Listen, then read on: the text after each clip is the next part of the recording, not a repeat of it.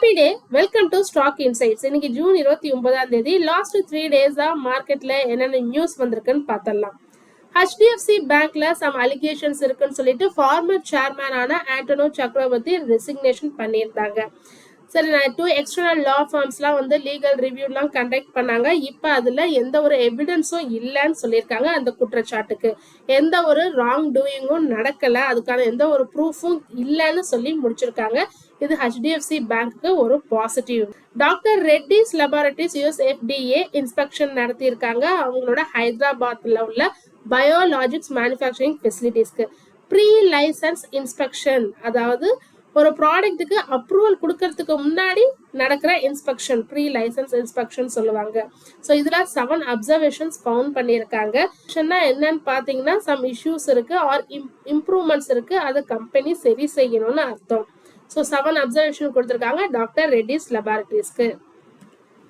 கொட்டக் மஹிந்திரா பேங்கோட நியூ சிஇஓவை தேடுற பணியை ஆரம்பிச்சுட்டாங்க. கரண்ட் சிஇஓ ஆன அசோக் வாஸ்வானி திரும்ப அனதர் டேர்ம் கண்டினியூ பண்ண போறது இல்லைன்னு சொல்லிட்டாங்க. ஸோ 3 கேண்டிடேட்ஸை ஷார்ட் லிஸ்ட் பண்ணி வச்சிருக்காங்க. வித்தின் த பேங்க்கும் சரி and external outside the பேங்க்கும் சரி ஷார்ட் லிஸ்ட் பண்ணி வச்சிருக்காங்க. பட் ஃபைனல் அப்பாயின்மெண்ட் இன்னும் நடக்கல. சம் ரெகுலேட்டரி அப்ரூவல்ஸ்க்காக வெயிட் பண்ணிட்டு இருக்காங்க Kotak Mahindra bank. IIFL finance fund raise பண்ண போறதா சொல்லியிருக்காங்க. அப்ரூவல் கிடைச்சிருக்கு 10,000 crore. So equity shares or other eligible securities மூலமா பண்ண போறதா சொல்லியிருக்காங்க. அவங்களுடைய ஓன் பிஸ்னஸ் க்ரோத்துக்கு, லெண்டிங் ஆக்டிவிட்டீஸ்க்கு, கேபிட்டலை ஸ்ட்ரென்தன் பண்றதுக்கு யூஸ் பண்ண போறதா சொல்லியிருக்காங்க.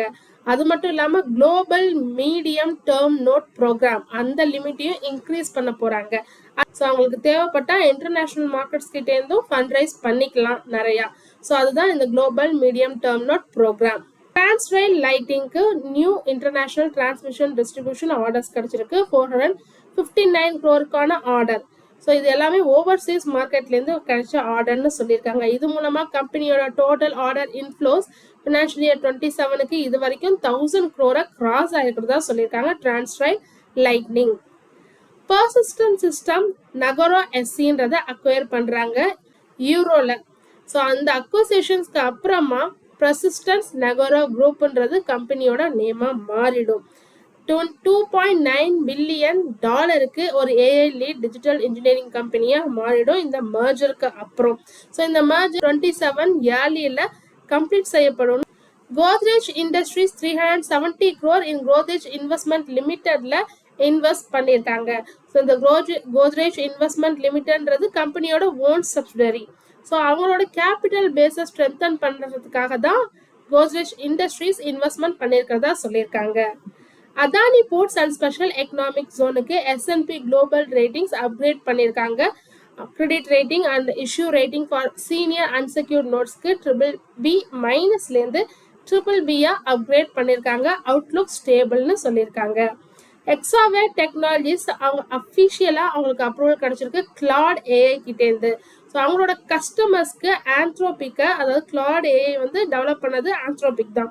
ஸோ ஒரு ஒன்லி ஃபியூ கம்பெனிஸ்க்கு தான் இந்த அப்ரூவல் கிடைச்சிருக்கு செல் பண்ணுறதுக்கான அப்ரூவல். ஸோ ஹெக்ஸாவேரும் அதில் ஒருத்தவங்க.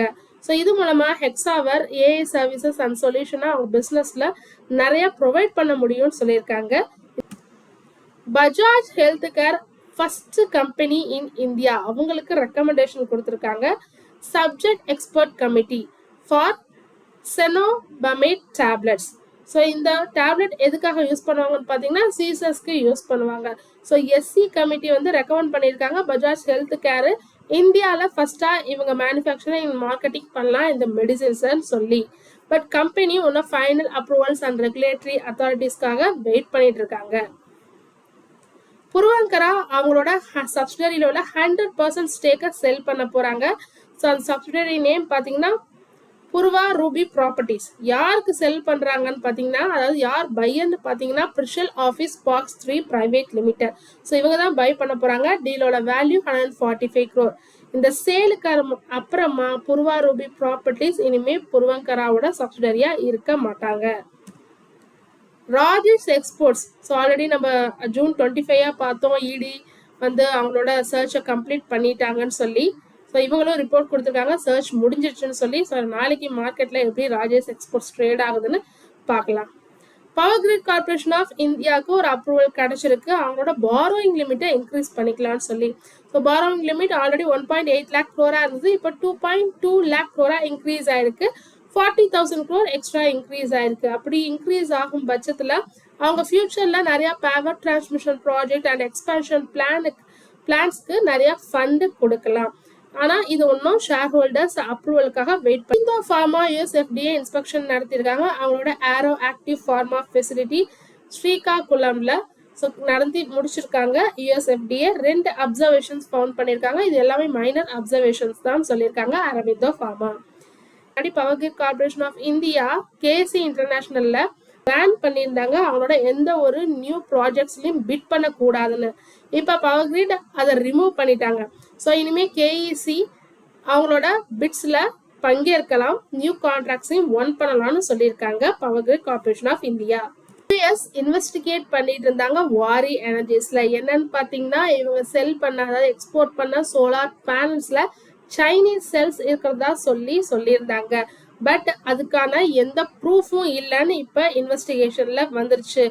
ட்ரேட் ரூல்ஸை ப்ரோக் செய்யல அப்படின்னு தீர்ப்பு வந்துருச்சு. ஸோ வாரி எனர்ஜிஸ்க்கு இது ஒரு பாசிட்டிவ் நியூஸ். பிடிசி இண்டஸ்ட்ரீஸ்க்கு ஒரு அப்ரூவல் கிடைச்சிருக்கு. 1800 crore ஃபண்ட் ரைஸ் பண்றதுக்கான அப்ரூவல். ஸோ அது எதர் QAPயா ப்ரிஃபரன்ஷியல் இஷ்யூஸா அதர் ஃபண்ட் ரைசிங் மெத்தட்ஸான முடிவெடுக்கப்படும் சொல்லியிருக்காங்க. ஸோ எதுவாக இருந்தாலும் அவங்க ஃபியூச்சர் க்ரோத் அண்ட் எக்ஸ்பேன்ஷன் பிளான்ஸ்க்கு தான் இதை யூஸ் பண்ண போறதா சொல்லியிருக்காங்க பிடிசி இண்டஸ்ட்ரீஸ். லாஸ்ட் 3 டேஸா வந்து சில இம்பார்ட்டன்ட் நியூஸ். ஸோ இதுக்கு மார்க்கெட் எப்படி ட்ரேட் ஆகுதுன்னு பொறுத்திருந்து பார்க்கலாம்.